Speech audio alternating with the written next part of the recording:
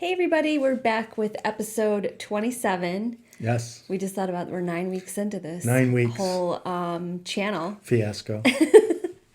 quarantine channel. Yeah, exactly. This is what we do on Saturday nights because we can't go anywhere. Right. So it's like, well, let's just talk to people, think about things to say. I think tonight's episode is going to be fun. But first we wanted Did you mean embarrassing or did you mean fun? A little bit of both. But we wanted to mention one thing we want to do for the election night is we're planning to go live on election night. So if you want to just distract yourself for a little bit, Yeah. we can have a conversation, talk to us, whatever. We're thinking that it might be a little stressful for people. Yeah. And there's really, not anything you can do after the votes are cast except, Just wait it out. obsess over it and watch coverage and so forth. And since it's kind of been a stressful time, we thought, I personally do not want to sit in front of the TV all night. No. It's We might make some drinks. We might make we some might drinks. have some snacks. Yeah. There's a funny story from 1996. No, it couldn't have been 1996. Sorry. 1992. I hosted some friends to watch election night, and a local priest joined us. And he actually drank all of my scotch. So, no, that's not true. He didn't drink all of it. But he did drink more than I would have expected. Yeah. And we watched the election returns in 1992. That's funny. But, it used to be more fun. It used to be less stressful. So this time we're just going to be live and we're going to chat. We're thinking like 8 o'clock Central time. So obviously 9 o'clock Eastern, 6 o'clock Pacific. Right. And we'll put a story together and just remind people that we're going live. So if you want to join us, more the merrier. The more the merrier. More the merrier. There's nothing you can do about it at that point. So you might as well just have fun. So tonight's episode, we kind of have a little confession to make. We love reality TV. Love is maybe a strong way to put it. I love reality TV. David puts up with it. No, well, that's not really fair. That's not entirely fair because I don't really object to it. It's just that we kind of got hooked on it years ago. So long ago. We were just thinking about it. We started watching the very first season of MTV, The Real World, if those of you who have watched MTV, that show where kids get picked from all over the country. They live in a house for several months and just craziness ensues. They've gotten crazier over the years. Oh, yeah. We watched every season. So, although we looked it up and it actually started in 1992 and we met in 1993. Yeah. So we saw the first season, but we didn't watch it when it was current. We saw it later on. But, of course, when you look back, and I mean, the early episodes, especially the first season, it was really just they brought some people together, they turned the cameras on, and whatever happened. Yeah. And I was just reminded of this because I looked it up on Wikipedia. Who knows how accurate that is? But this, I recall, is true.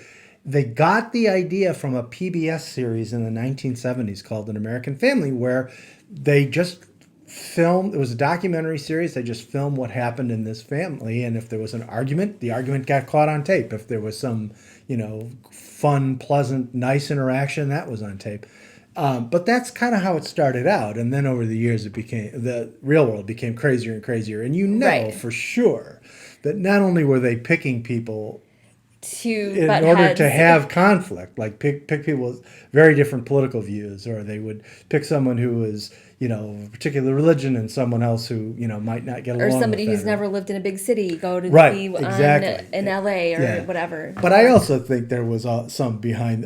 This is my own personal theory. I do not know this for a fact, but I always think on these reality shows, there's people, producers whispering in your ear, "Hey, that person said this about you, and you should, you should do something about it." Yeah, you better go talk to them about it, and we'll film it. Ironically, on MTV, I think it was on MTV or VH1, one of them, they had a behind-the-scenes show about the Jerry Springer show. Oh, and yeah, they and that showed was a lot of ridiculous. Yeah, yeah. And they showed a lot of how the producers got people amped up.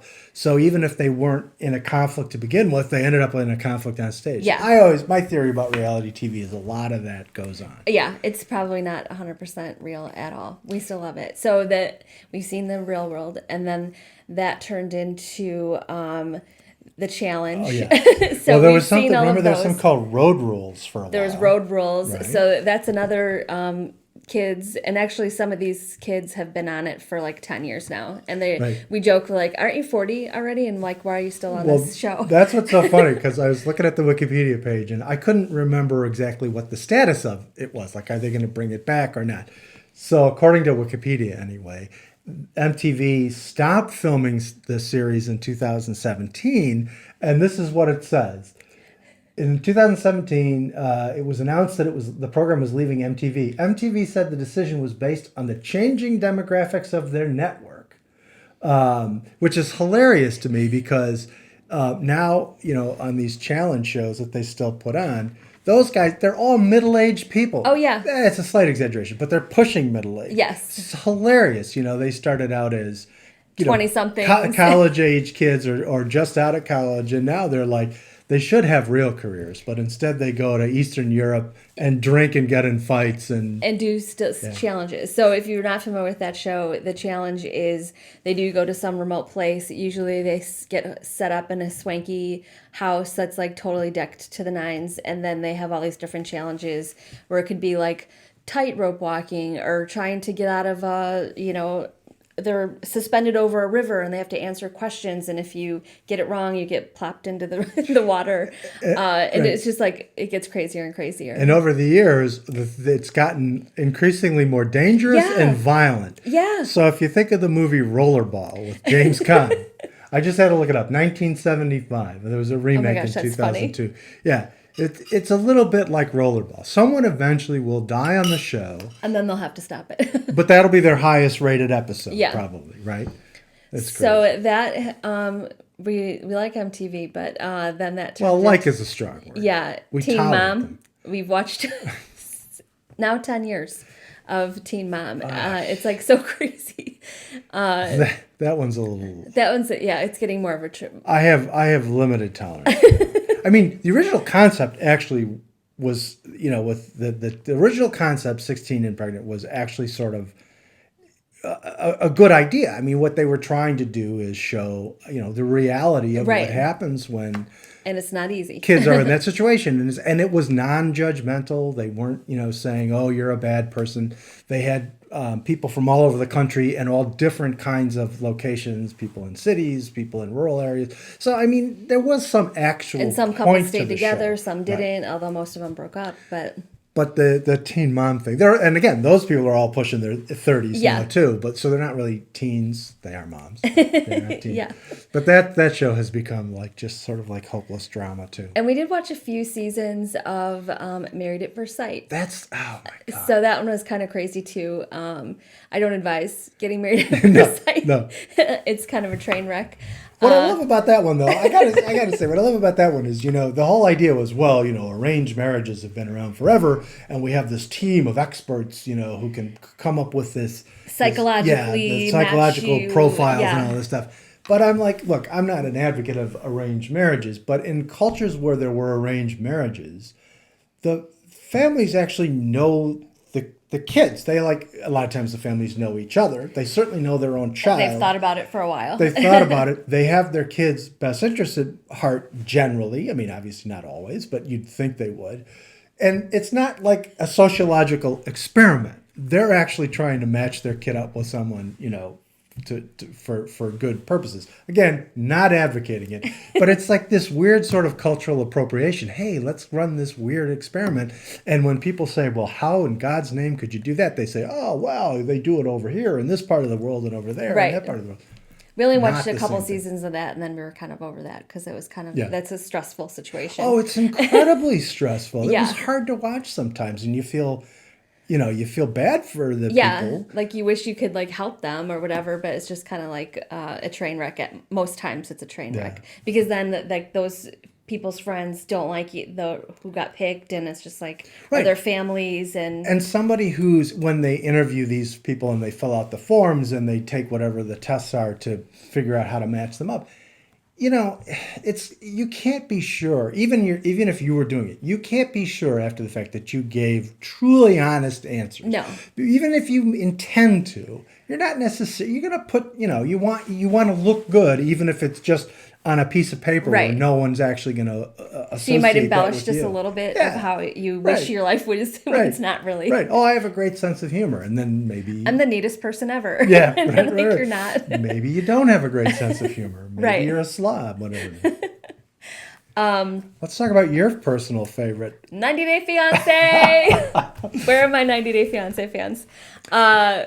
I just love that show and all the spin-offs that have entailed to it. And then the other side where now we have Americans going to other countries and hooking up with people. And they keep coming up with new versions. So they'll be like, there's the original Pillow show. Talk. Yeah, they'll have a current show. Then they'll have people from the old show watching the current show.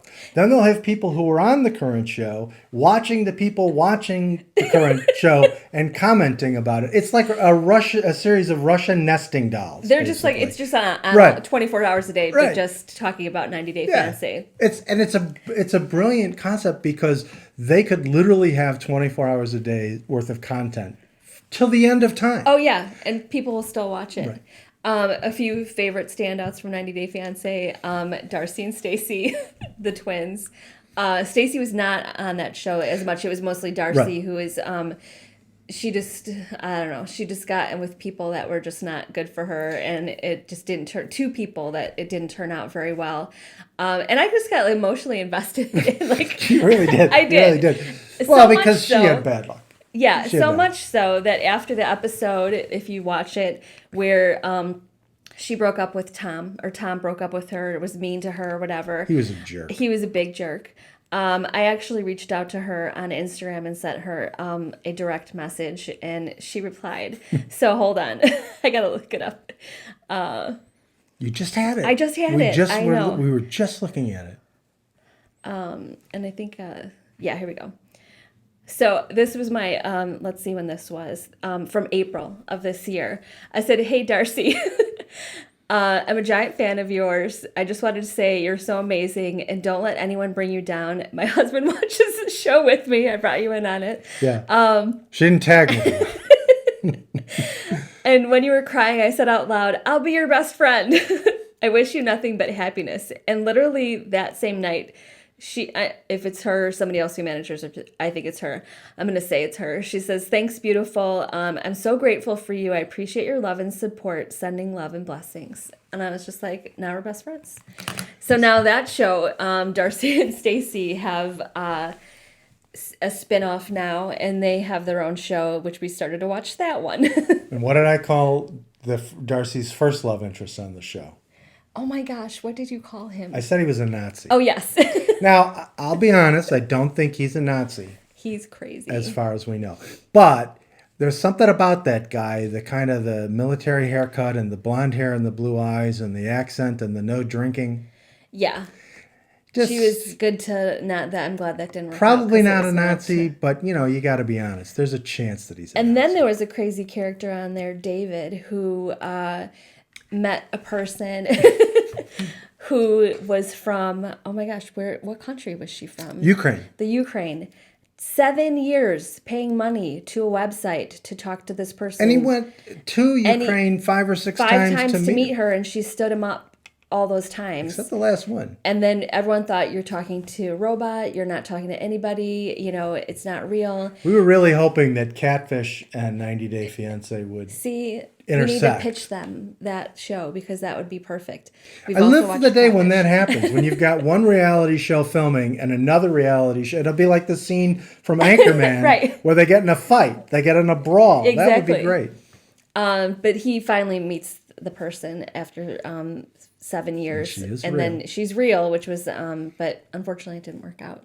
Well, Or he still thinks he it thinks did work out. He proposed to her, and they're just like, he thinks that they're engaged yeah. still, but she's not. And he gave her an iPhone so that they can communicate off of this paid site that he's going to, and she doesn't want to use it. It's like because she's Because getting her money. fingernails are Yeah, too, her fingernails it's were too too hard long. for her to... Yeah, so crazy. But we just wanted to share our love of reality TV. And we'll come back to this do many times. Many times. So It's the gift that just keeps giving. yeah, we've got lots more to say on that topic. But we will see you next time. Bye.